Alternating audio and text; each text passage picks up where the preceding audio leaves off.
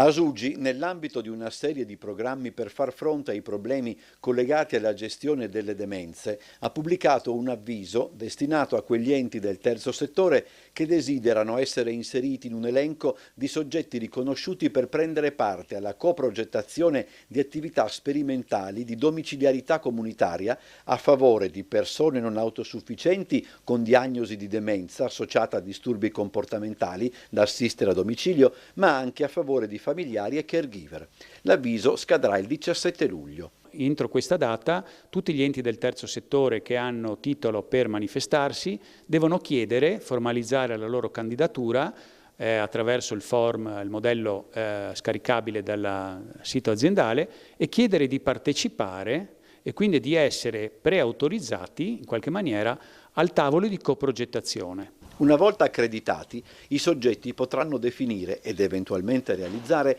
una serie di interventi per valorizzare la possibilità per una persona affetta da quelle patologie di rimanere al proprio domicilio, per favorire la personalizzazione e la presa in carico, per valorizzare il ruolo dei familiari nel momento in cui diventano caregiver e integrare il loro rapporto e quello di assistenti e badanti nei processi di presa in carico, per rafforzare il tessuto di solidarietà fra enti del terzo settore in quest'ambito, per estendere lo strumento del budget di salute. Il tutto attraverso un sistema integrato di interventi domiciliari sociosanitari professionali sia di prossimità, sia sulla persona, sia nell'ambiente in cui la persona vive. Noi avvieremo i tavoli, il lavoro proprio a cavallo dell'estate, tra fine luglio e il mese di agosto, e i tavoli dureranno sicuramente fino al mese di ottobre, verosimilmente, forse prima metà di novembre, per permetterci di avviare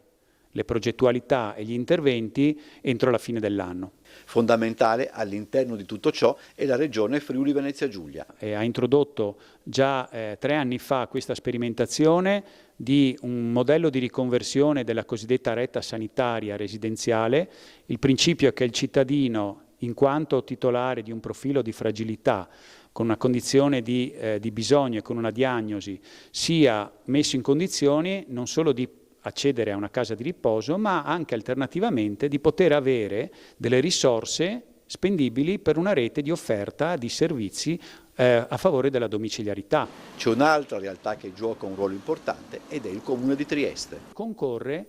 alla progettualità e a finanziare attraverso il Fondo dell'Autonomia Possibile, la quota del Fondo per l'Autonomia Possibile, una parte, la componente sociale del progetto assistenziale. Quindi ogni progetto assistenziale che verrà affidato alla gestione insieme all'azienda sanitaria